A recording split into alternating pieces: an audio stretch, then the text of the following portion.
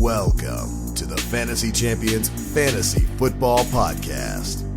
Here's your host, Morgan Colby and Rick Lemon. What's going on, Fantasy Champs? My name is Morgan Colby. I got Rick Lemonski with me as always. What's up? And today we have some hard draft day decisions. That is gonna be really interesting. This is actually I think the first time we did a show like this was last year. And it was actually very informative. I feel like we should do more than just one. Yeah, maybe we I mean, there's enough where we could do two, I feel like. I know. But these are decisions that you get to on your draft day and you're just toiling over and you're like, I want a receiver, but I don't know which guy to draft. Or I want a running back, I don't know which guy to draft. I need a quarterback and I'm not sure if I should go with these guys or this guy. So we're going to try to guide you in that, give you some hard day draft day decisions, tell you what we would do in those circumstances. It should be interesting. So before we do that, check our website, fantasygymnast.com. Follow us on Twitter, Instagram, Facebook, TikTok. If you're listening on Apple Podcasts, Spotify, Stitcher, or any other podcast platforms, please leave a review, share this podcast with your friends. If you're watching on YouTube, subscribe, click the bell for notifications, like, and comment down below any questions you may have for us that pertain to hard draft day decisions. If you have any hard decisions that you are making right now that you need to know if you made the right decision or not, we can help you out with that. And just drop it in the comments below. We are getting, literally this time next week, Rick, there will be training camps open. Ooh, I like that. We're going to be, for 2 weeks straight, we're going to just be getting hype. That's pretty exciting. Did you see how big DK Metcalf was? Who cares? He can play quarterback, running back, and wide receiver. This is actually going to be me in like 2 weeks, right? Hey, Moy, did you see Zach Wilson threw a passing touchdown to Garrett Wilson? Wide receiver one, quarterback one. I'm pretty sure that's you right now, bro. It's going to be amplified. Yeah, totally.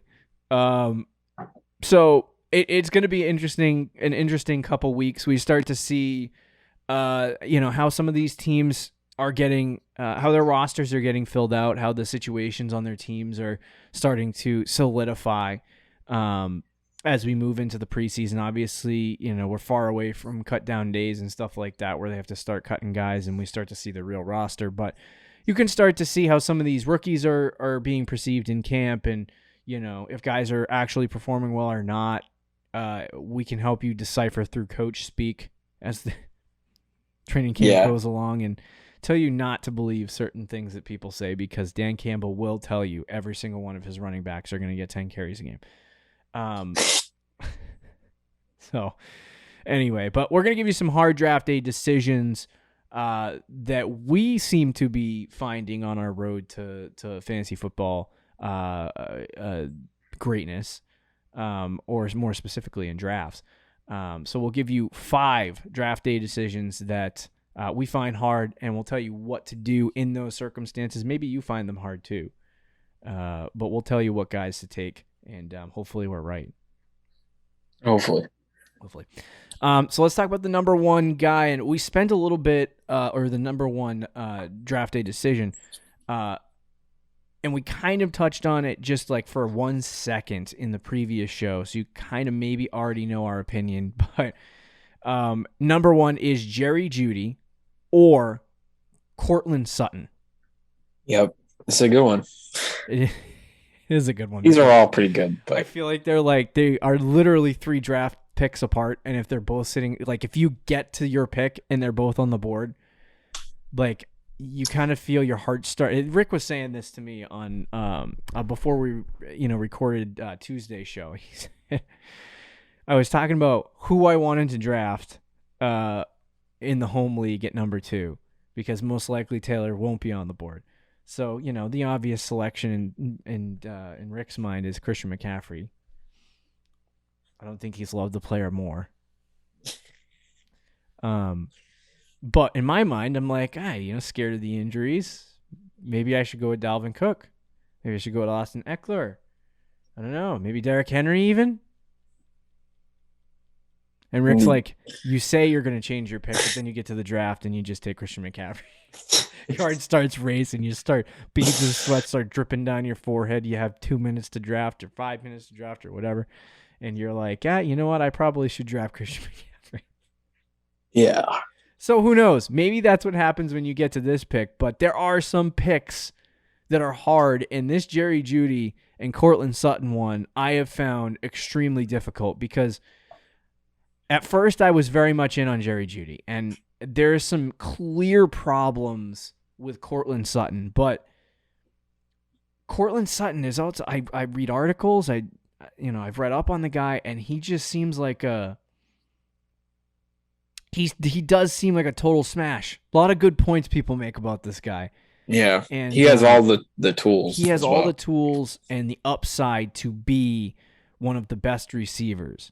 But Rick, if you're on the draft, if you're on the clock, and you see Jerry Jeudy and you see Cortland Sutton, who are you taking? I'm taking Jerry Jeudy, and it's close. I don't diss on anybody who wants to take Sutton, and I understand where you're coming from. Mm-hmm. We made some arguments for Jeudy on the last show. I do want to add something that is kind of against Sutton a little bit. A lot of people, one of the big arguments that they use against Jeudy and for Sutton is that Sutton has produced highly at the NFL level, while Jeudy has not. Yeah, which is true. Before he tore his ACL in 2019, Cortland Sutton was the wide receiver 19, which is a pretty solid season for him. But last year, when all things were equal, Jeudy and Sutton were virtually the exact same. If you pace out Jerry Jeudy's stats, because Jeudy missed 7 games, Sutton did not miss a game last year, and he still did not have 100 targets. Now, I don't blame that on Sutton because the offense, especially the passing offense, was like bottom 5 in the NFL. Yeah. So it wasn't really Sutton's fault because Jeudy was pretty much the same. But they were about the same in terms of production. Targets wise, if you pace Judy's out to 17 games, Sutton had 3 more targets, but he would have had less catches and less yards, which is something that I think could be the case. Sutton also, not that Jeudy gets used a lot, but Jeudy also had a couple rushing attempts. I think if he plays a full season and is healthy and they want to get creative in that offense, if you're going to use a receiver on end arounds and stuff, it's going to be Jeudy, not Sutton. Yep. The only thing that Sutton really has on Jeudy is the touchdowns, which I think is fair. He's the bigger receiver. That's an argument you have. But I think Jeudy, it'll be close. It's not like he's going to smash Sutton, but I think he'll have more catches. There's a chance he's going to have more yards. So those 2 factors to me would put him ahead of Sutton, but it is close. This might be the closest one of the 5 that we have for me. The real situation of, like, I agree with you. I think Jeudy will overtake Cortland Sutton in yards, probably overtake Cortland Sutton in catches. The real area that I think there could be an actual argument about upside, and which one has more upside in this area, and it's probably red zone targets. Jeudy is not as big as Cortland Sutton, and doesn't play the same style. And I don't know that is cohesive for Jerry Jeudy to overtake Cortland Sutton in the touchdown area. And obviously, I think the guy who has more touchdowns will probably score the most fantasy points. That could be wrong, but yeah, I don't know. I have no idea what they're going to do. I'm curious to see, when training camp and preseason starts and early in the regular season, what this team ends up doing. But I would agree with you, Rick. I would take Jerry Jeudy too. And for me, it's not really based on anything that either one of these guys have done in the NFL so far in their careers. I just think Jerry Jeudy was drafted and is more talented than Cortland Sutton. I think Cortland Sutton is a good wide receiver. He's done good things in his career. But I think that Jerry Jeudy is more talented. And I think the other problem with Cortland Sutton I don't think a lot of people discuss or talk about is the extreme mass amount of injury history that this man has. And it's like Jerry Jeudy's been hurt. Cortland Sutton has been a walking injury since coming into the NFL. Well, he's actually played in a lot of games. And maybe that was just last season. Yeah. But I feel like the guy has had a bunch of injury. He had an ankle sprain in 2021. He had an ACL and MCL tear in his knee in week 2 of 2020. And then he also had an AC joint sprain in week 1 that same week. In his 3 years, what is it? What year is he in? 4 years? He's going into his 5th season. He's been on 17 injury reports. Oh. So, yeah, I feel like Cortland Sutton's been out for a while, but actually, according to reports, the first 2 years of his career, he played 16 games in 16 games. He missed basically all of 2020, and then last year he played in 17 games. Wasn't super great. Fights through him. Yeah. So, but I feel like there's, obviously when you come off an ACL injury, it usually takes a full season for you to get better. And so I think there's a plus there for Cortland Sutton. But I did want to bring up the success rate versus coverages for both of these guys. I did on the last show for Jerry Jeudy, just to give you I don't think I did on the last show, but success rate versus man, 68% for Jerry Jeudy. Zone, 78% for Jerry Jeudy. Press, 67% for Jerry Jeudy. 49th, 52nd, and 51st percentile, respectively. Now, we have to remember the quarterback play was horrendous. So obviously you don't want to see these percentiles and the lack of success that Jerry Jeudy had in those areas. So quarterback play was huge in the fact that he wasn't having that success. But I wanted to compare these numbers to Jerry Jeudy's numbers. To Cortland Sutton's numbers last year. 60% versus man, 76% versus zone, and 62% versus press. 21st percentile versus man, 36th percentile versus zone, 33rd percentile versus press. That's not very good. Reminder, Jerry Jeudy was 49, 52, and 51st. So at least he was mediocre. Jerry Jeudy was Cortland Sutton was just bad. Yeah. According to success rates versus coverages. And we all know Judy's the better route runner. And we all know Jeudy is the better route runner. Who was first in the league last year in target separation? Jerry Jeudy. That's right.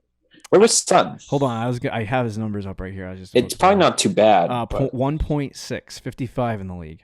Yeah, big difference. So, to me, Jerry Jeudy is the more talented and is the better wide receiver. And I think at the end of the day, when you have a quarterback like Russell Wilson coming in, that means to me that Jerry Jeudy's going to get the opportunity. Now, that doesn't mean that Cortland Sutton is going to suck. Right. I like Cortland Sutton, but I would take Jerry Jeudy over Cortland Sutton in this theoretical draft scenario because I believe that there's more upside and there's a higher ceiling for him. Cortland Sutton, I would say, is the safer pick. Would you disagree with that? No. I would agree with that.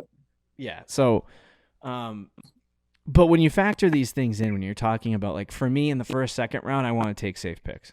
I want to be like, okay, I know what I'm getting, Yeah. But by the time you get to rounds like 4 or 5 or 6 or wherever these guys end up going, I think right now Cortland Sutton is 36 and Jerry Jeudy is 40 something, an underdog. So, but when you look at like both of these players, this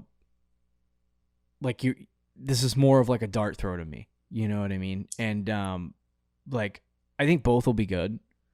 But I'd rather have the guy with this high amount of upside, high ceiling, than draft a low floor play for like your second wide receiver, or maybe even your first wide receiver slot. So it depends on what your strategy is. But I would definitely take Jerry Jeudy. His ceiling is way higher. It's more talented, better wide receiver overall. And I'm excited to see what the Broncos' offense looks like in general. But yeah, that's your first. Agreed. That's your first hard draft trade decision.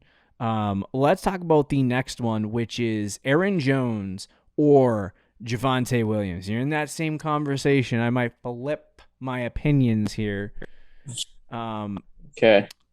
I love Javonte Williams, and I love Aaron Jones, both of them. But it's not as spicy as the other ones. But you will run if you're at the back end of the second round, early first. You're at that turn. this is an area where you're going to see Aaron Jones or Javonte Williams come up in conversation if you're going for a running back. So, Rick, hard draft day decision. Who are you taking?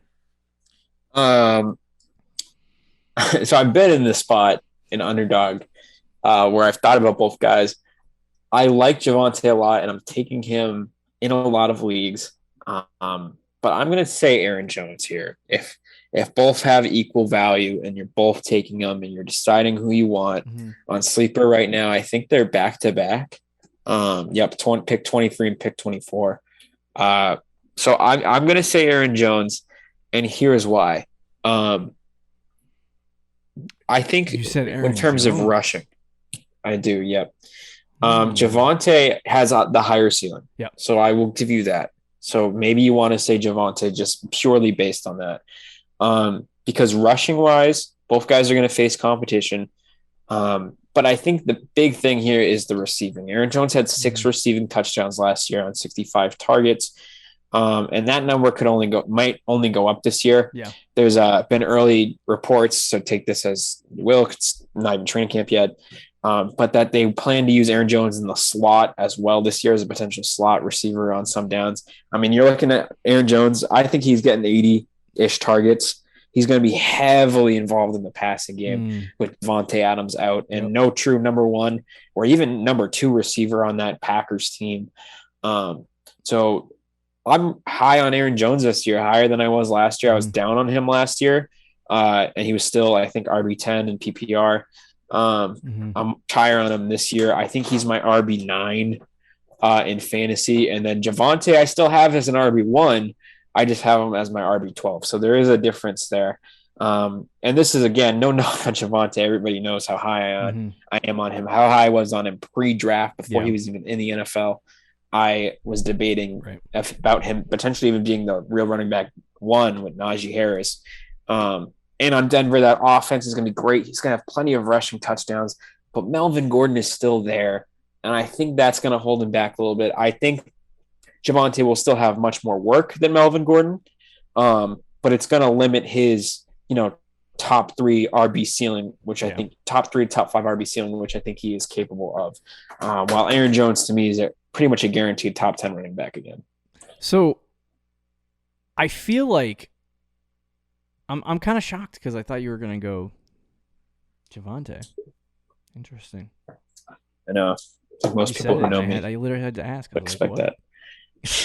But anyway, so yeah, I did want to bring up the last couple years. So Aaron Jones is like, he's always the guy that I feel like that ends up at the end of the conversation. Like there's always there's always like 6, 7, 8 guys that people really like. And then it's like, oh yeah, Aaron Jones is here. Yeah. It's like, oh yeah, I forgot about Aaron Jones. Like that is essentially what Aaron Jones has become at this point. But I did want to, I'll go back to 2018 just to see. I probably should have done this before the show. We'll go to 2019 because he doesn't have recorded numbers there. But Aaron Jones, every year since 2019, he was RB2 in 2019. In 2020, he was RB5. In 2021, he was RB9. So he's been a top 10 running back every year. And over the last couple, this year, he did take a step back, but he only played in 15 games. So to me, the way that I look at Aaron Jones is that he's been a top 10 running back. He's a guy that you'll probably be able to draft as like the 11th or 12th running back off the board. So you're already getting value there. And like Rick said, he's going to be a PPR machine. He might split ground opportunity with A.J. Dillon. Yeah, that's probably going to be 50-50. I mean, Dillon had more carries last year. So. Right. But I think Aaron Jones he'll get the work. He'll also get red zone carries. So he'll get the same amount of rushing opportunity and red zone opportunity that he's gotten in the past. The big difference that you're going to see with Aaron Jones is that he's going to have pass catching upside. So in half PPR and PPR leagues, he will ascend into this really good running back, and you can get him, for relatively cheap, if you want to say the second round is cheap. Third round. Or third round, yeah. But but for me, it's like he always just seems like he's the guy that's falling out of that conversation of, being a top 10, running back, and he's the last guy that everyone wants. And he seems like a safer play. But I think that there is a high ceiling for Aaron Jones. Like, if you talk about Javonte Williams, and I thought maybe that would be the argument if you were in favor of Javonte, that Javonte had a higher ceiling. And I honestly think they have the same ceiling. Like, I think either one of those guys, like Javonte, if Melvin Gordon disappears and Javonte Williams ends up the guy, I think he has a top 5 ceiling. And I think Aaron Jones has a top 5 ceiling. So it's like, I don't think either one of these guys you can look at and be like, hey, one guy has a higher ceiling over the other. But I do think one player has a higher floor, and that's Aaron Jones. So I would take Aaron Jones in this slot. He's the safer pick. He's got the same ceiling. He's a better pick than Javonte Williams. And I love Javonte. Rick loved Javonte. He'll probably be a breakout running back on our breakout running back show. But if I'm sitting there and my choice is Aaron Jones and my choice is Javonte Williams, it's probably going to be Aaron Jones coming off the board. A couple quick things with this. I might even flip-flop on this because I just love Javonte so much. I actually think if Melvin Gordon were to disappear, Javonte could compete with like Taylor and McCaffrey. Like, he would be my RB3. So that's how highly I view Javonte Williams. Yeah. So that's why I say, in my opinion, he might have a higher ceiling, but it's really not a huge difference because Aaron Jones, you're right, does have a high ceiling with this situation this year. A negative on Jones that you could say the only really one, I guess there's two. One would be the offense might not be as good, but you're still Aaron Rodgers, right? There's still Matt LaFleur, and it's still the Packers. And then the other might be A.J. Dillon has gotten more work each season. What season did Javonte Adams basically miss the whole year? Was that 2020? I will double check. Because Aaron Jones was top 2019 that season. 2019. Oh, even better. Aaron Jones was number 2 that season. Right. So kind of just shows what he's capable of. And even with, there's a player that we can use for an example of this. Alvin Kamara, the last 3 or 4 seasons. Last year, he finally did it. He had 240 carries, which was a lot because they needed to use him on the ground a lot. But with Drew Brees there on the Saints, he didn't have any 200 carry seasons. He was at 187, 171, 194. But he was at 105, 97, 107 targets. I'm not sure if Aaron Jones gets there, but like I said, I think he's looking at like 80 plus targets, which would be a lot for him, but there's more opportunity in that passing game this year. And to show that I like both guys, players going ahead of them right now, Saquon, Alvin Kamara, and Nick Chubb. I think I take Aaron Jones and Javonte over all 3 of those guys. That scares me a little bit. Why does that scare you? Because you're pick 9 in the home league. Hey, man. We're going to be reaching over here. I hope you take a wide receiver. What can I say? Okay. Would you take him over Gibson? Who? Aaron Jones or Javonte Williams? Over Antonio Gibson? Yeah. Oh, yeah. Not even close. They're not even the same tier. Oh, wow. Okay. Because I think Gibson's going late first, right? Or early second, I should say. Are you talking about who I think you're talking about? Antonio Gibson? He's going in like the 4th, 5th round. Oh, yeah, that's right. Who am I thinking of then? Are you thinking of DeAndre Swift? Yeah, dude. I'm not going to comment on that. Well, I can't take him, so. I have DeAndre Swift as a top 7 running back. That's true. I was going to say, too, typically for running backs, if a team loses their top tier wide receiver, I talked about before how quarterbacks usually lose an average of like 2 points per game. If your team has a whole load of vacated target share, typically that vacated target share goes to the running back. Not like if you replace the player, obviously that changes things. But for the Green Bay Packers, they're 5th in the NFL in vacated targets. They have 5th in the NFL in vacated targets, and a bunch of that target share I think is going to get dumped onto Aaron Jones. It'll obviously go to Christian Watson or Sammy Watkins. And Sammy Watkins and some other garbage cans will probably fill some holes with that. And obviously he's not going to take all of it. Otherwise he'd be at 200, 300 Yeah. Ridiculous. But They take 20 or 30. History shows that a bunch of that, or typically at least some of that opportunity goes to the running back. So a lot of good things for Aaron Jones. I would take him here. I don't know if I'm as bullish anymore on Javonte Williams as Rick is, but anyway. All right, there we go. Two down. See about that. All right, curious to see what Rick says about this one. Terry McLaurin or Dante Johnson, hard draft day decision. Rick, who are you going with? This one pains me, and I haven't done my projections with either of these, so this is one I really could flip-flop, and I think I might. Yeah. Because I think it's gross, but right now I'm going to go with Dante Johnson. Why? Simply for the fact that last year he was the wide receiver 8 on 100. Good. I hope so, because I might go to McLaurin after my projections are done. As a matter of fact, I expect to change to McLaurin when my projections are done. But I just can't honestly put McLaurin that high right now because he just hasn't produced at all in his career. In 2020, he was actually really good. He came out, had a really good rookie season. Yeah. Followed up by 2020, a better second season in just 15 games. He was wide receiver 20 in PPR. It looked like he was on the verge for a top 12 season last year. And then Ryan Fitzpatrick gets hurt, and Taylor Heineke's the quarterback, and he just is not that good. He's the wide receiver 25. He plays in all 17 games. And now it's Carson Wentz. Great. Is it a quarterback upgrade? Absolutely it is. But I just don't think Carson Wentz is that great anyway, even though I do think he's probably better than Taylor Heineke. And McLaurin just hasn't shown it yet. If Carson Wentz is 2 times better than Heineke, because I don't think Wentz is even a top 20 quarterback in the NFL, so I'm not going to get carried away. But let's say Wentz is significantly better. Does McLaurin go from wide receiver 25 to 15?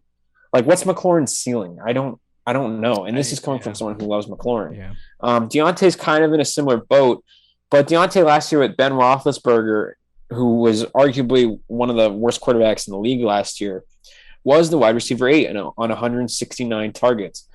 He's an elite route runner. He's a overall really talented receiver. Is the quarterback situation good? Absolutely not. But when has it been great in his career? Other than maybe, when did Ben Roethlisberger get hurt? Was it 2019? Yeah, I believe so. Yeah, so maybe, and then 2020, he was statistically really good, but I don't know if he was the same as he once was. So maybe 2020 was the best time he's had a quarterback, but Deontay really has never had an elite quarterback, in my opinion, throughout his career at least. Like I said, maybe you can make the argument for 2020 Big Ben, but definitely not last year Big Ben. And in 2019, it was mostly Mason Rudolph. So I don't think, Kenny Pickett and Mitch Trubisky, they just have to be what Ben was last year for me. And you can make the argument that Ben dumped it off a lot, which he did, but 22 touchdowns, 3,700 yards.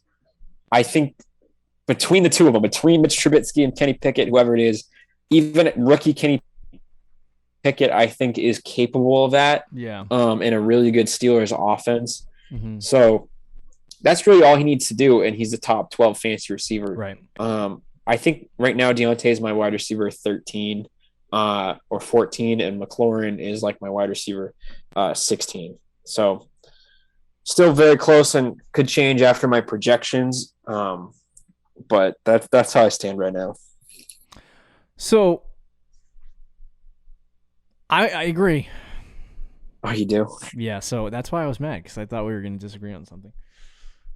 Because you love Terry McLaurin. Now, I will say, Terry McLaurin is fantastic. Like, he's a great route runner. He's a great player. His problem has been quarterback. So just to clarify, I would take Dante Johnson over Terry McLaurin here.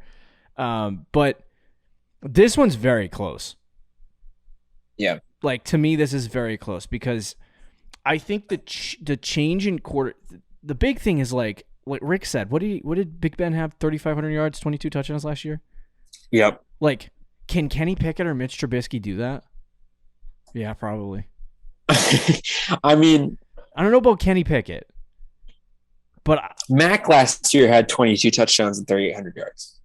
So Kenny Pickett would have to have pretty much an identical season to what Mac did. That was like really good. If you take out Baker really and Justin Herbert, that's the best season to buy a rookie quarterback ever. So, well, Dak Prescott I think had 30 touchdowns. Oh, that's right. That's right. Russell Wilson had like 25. So, but it was a good rookie season. Yeah. It was a very good rookie all season. time. I wouldn't even say that, but top 5 all time rookie season at the quarterback position. Go back and tell Mac me. Jones. Yeah, go find another rookie quarterback that had success outside of the 4 guys you just mentioned. Outside of Russell Wilson, Dak, Herbert, and who was the other guy you said? Baker Mayfield. Baker Mayfield. That's a good. I mean, maybe he is. Who knows? I haven't really looked. I'm like, there's nobody. So, like, if you start going backwards in time, I will say the era though is inflated big time over the last 15 years. I know. So. But even efficiency-wise, I'm not talking about Mac Jones here. Okay, you're getting a little sweaty here on that. But I hate. Will you say Steelers... Kenny Pickett's in a better offense than Mac was last year? Oh yeah, George Pickens, Chase Claypool, Dante Johnson. Even if it's Mitch, like I think. Yeah. Even if you get 3,500 yards and 20 touchdowns, I think that's okay. Slightly worse than Mac. Yeah, I think you're fine, and I think you can have a wide receiver that's efficient. The main thing is I'm not sure what Dante Johnson and more specifically what Kenny Pickett is going to be. Yeah, or like Trubisky, right? We know what he is. He's a vertical, risk-taking Aaron Rodgers, much worse version. Throw it down the field, sling it kind of guy. That's what he does. That's what he's always done. That's why he throws a lot of picks. That's why he's always getting benched. And if he's that type of player, I feel like that lends to more credibility and more upside to a Chase Claypool, for example, where I don't know if that's beneficial to Dante Johnson. Now, if Kenny Pickett starts, I don't know. Like, I've seen a little bit of him in college, but I'm not really sure what what his play style will be in the NFL. Yeah. And the other side of it is as a rookie, I feel like they're going to ask him to make safer throws. And those safer throws are going to be to Dante Johnson. Yes. So I feel like if it's Mitch,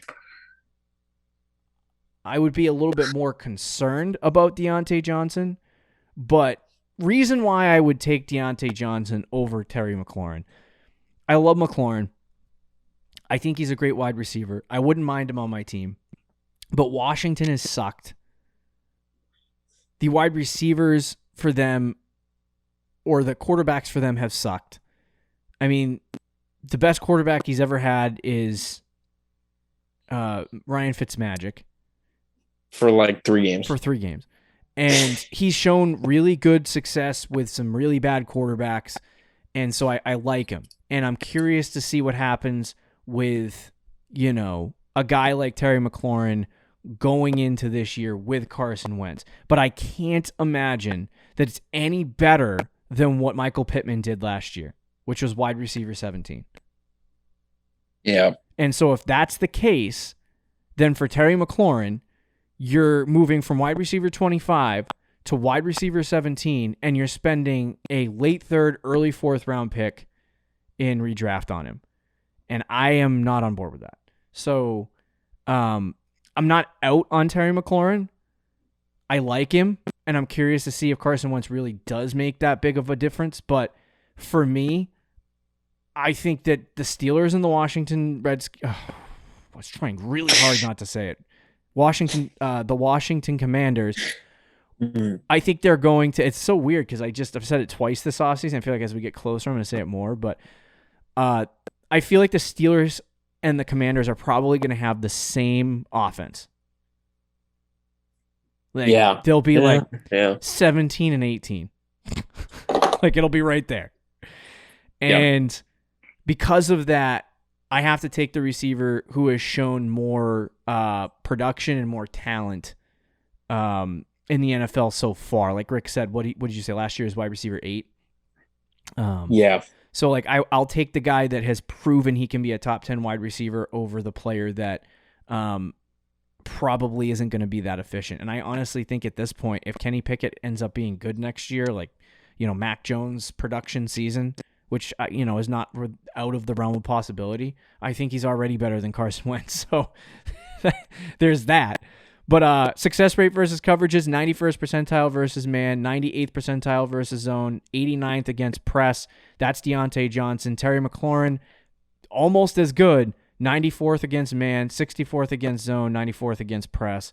So they're right there when it comes to their ability to route run. They're right there when it comes to that. I think the difference is just one guy has gotten the opportunity and proven that he can be a guy. And Terry McLaurin, everyone's been saying, this guy's going to be a top 10 wide receiver. This guy's going to be a top 10 wide receiver. This guy's going to be a top 10 wide receiver. And then he's not. So yep. I don't know how many times I can do that and get burned. But anyway, let's move on to the next guy really quickly. It's Michael Pittman, who we talked about on our last show, and DJ Moore, both going in a very similar vicinity. Rick brought this one up, and I thought it was actually kind of interesting. I personally, obviously, am going to take Michael Pittman because I believe in the upside. I'm curious to see where Rick stands. I like where Michael Pittman can go, and we talked about him obviously being a league winner. But in this, I'm getting a phone call right now. Sorry, hold on, guys. Sheesh.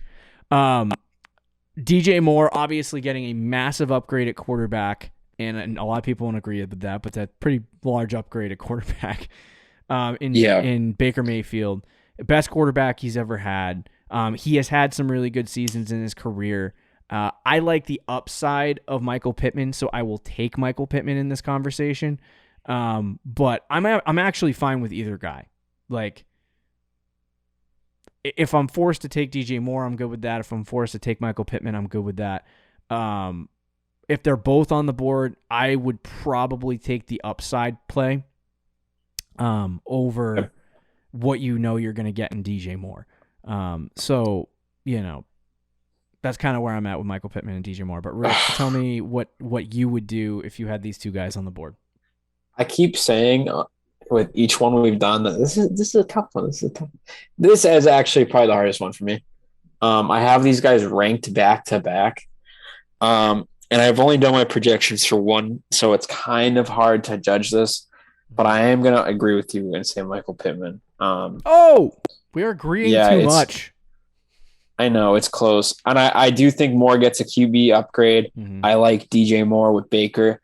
But, I mean, there's still concerns about the team as a whole, and what if Baker, sucks, and then they go back to Sam Darnold, and DJ Moore just gets buried. Yeah, I think that is a possibility.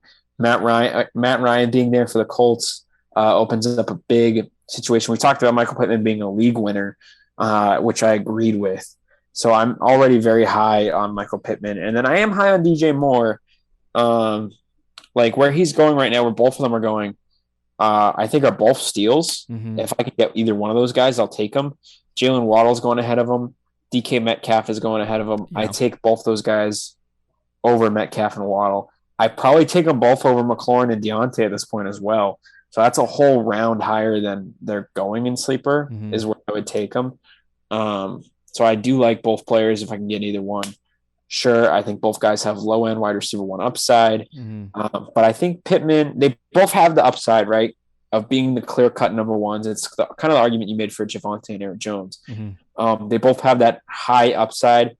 But to me, Pittman's floor is just higher based on his quarterback and I guess the security of the Colts offense versus the Panthers. Yeah. I mean, they both have really good running backs, and they both got an upgrade at quarterback. So, yeah. I mean, it's ignore fantasy, though. But I think DJ Moore is a more talented player. Okay. All right. So I did want to give success rates for both of these guys. DJ Moore, 63rd percentile versus man, 36th percentile versus zone, 49th percentile versus press. Michael Pittman, Rick? 79th, 88th, 96th. With the percentage or the ranking? The percentile, yeah. So you're saying DJ Moore is better? No. Now, to be fair, I'm saying more stats. No, that's Michael Pittman. Michael Pittman, 79th percentile, yes, 88th percentile, 96%. Michael Pittman also had, DJ Moore also had Sam Darnold last year, which that's fair. I think the Panthers Michael Pittman quarterback room had was Carson the Wentz. worst in the NFL. So let's look at some of this. So total routes won, he was 10th in the NFL. Routes run versus man, 9th in the NFL. Yeah, some of those other stats, the target separation versus man was not that great, but target rate versus man was 13th in the NFL. So he did have some very good numbers. Yeah. He also had some very bad ones, but again, I don't put it all on him with Sam Darnold being there and being the guy. But Sam Darnold could get some starts this year, so that kind of worries me a little Michael bit. Pittman obviously was 25th in target separation, 46th for. I will say last year was not a great season for DJ Moore overall, because in previous years, I remember I can pull up his 2020 player profiler from reception perception. Not player profile and perception. And he was 76th, 77th, 74th, and 75th against man, zone, and press in their respective order. So he was good that year. And in 2019, I think it was even better. So, he has shown that he can be really good. And I'm glad that he has a quarterback now that can do it. Hopefully. But I think there's a ceiling and an upside for Michael Pittman. And I think offensively, he's in a better. I think Matt Rule is a joke of a coach, to be honest with you, at this point. So I don't know how long he's going to last. Probably not wrong. But I think Frank Reich and that the offensive system that the Colts have. Obviously, what did you say they were before? 14th. Yeah, they were like middle of the pack. Middle of the pack, and I think obviously with Matt Ryan going in, they're going to get an upgrade. The team's going to be better. Michael Pittman showed. The Panthers were 29th in the NFL in offense last year. Wow.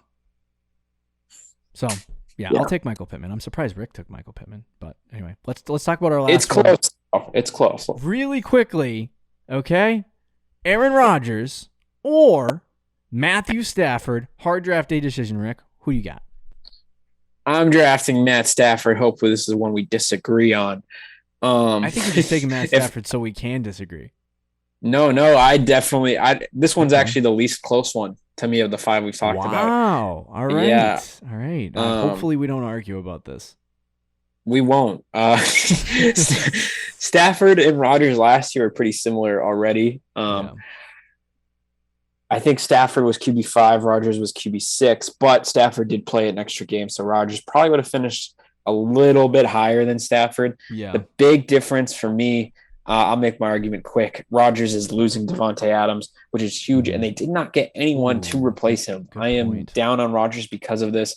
You're looking at Alvin Kamara as the wide receiver one, maybe Christian Watson, maybe Sammy Watkins. It's a bunch of freaking garbage cans. No offense to Christian Watson, because he could be good in the NFL. We don't know, but he's a rookie, right? And then it's Robert Tonyan, who decent tight end. Yeah. Aaron Jones, good pass catching running back. But that's it. If you just look at the receiving cores in the NFL, the Packers might be bottom 5 in the league. Depending, we'll see how good Watson is. Watson could definitely change that narrative. I mean, they've always been like Adams elevated them. Right. They've never had great depth, but Adams alone, like him leaving, exposes the lack of depth. Correct. But it's like the Russell Wilson to you go from Teddy Bridgewater to Russell Wilson for me, with Davante Adams to Alvin Kamara. Davante Adams is arguably a top 3 receiver in the NFL. In the real, like if we're just talking real football, he's probably top 3 in the NFL. While Lazard is he even top 40, top 50? Like I don't think so. I mean, maybe he is. Who knows? But to me, that's a huge drop off. Well, Matt Stafford pretty much is in the same offense. He gets his starting running back back. Does he lose Odell? Yes, but you replace him with Allen Robinson because all of last year they never had Odell and Robert Woods on the field at the same time, but they always had 2 guys, whether it was Kupp and Woods or Kupp and Odell. Yeah, and he's still going to get that with Kupp and Allen Robinson. So offense pretty much stays the same. I think Stafford's going to be reliable, solid. Well, Rodgers has that kind of question mark there. You make some solid, valuable points, and I agree with all of them, so I will take Matt Stafford as well. Oh, you freaking sellout. Well, you convinced me. How am I supposed to listen to Make an argument for Rodgers, 10 seconds. Well, I can't do that now. It's out okay, of the whatever. I took Matt Stafford. All right, so Rick makes some valid points. Rodgers can surprise.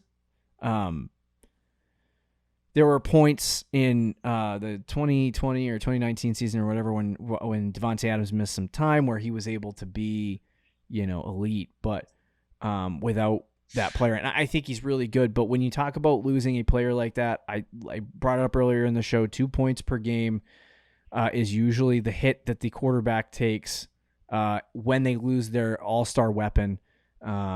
And Rodgers loses that guy. And if you go 2 points per game for the entire season for him, he drops from just on last year's 21 numbers. 21 to 19. Yeah.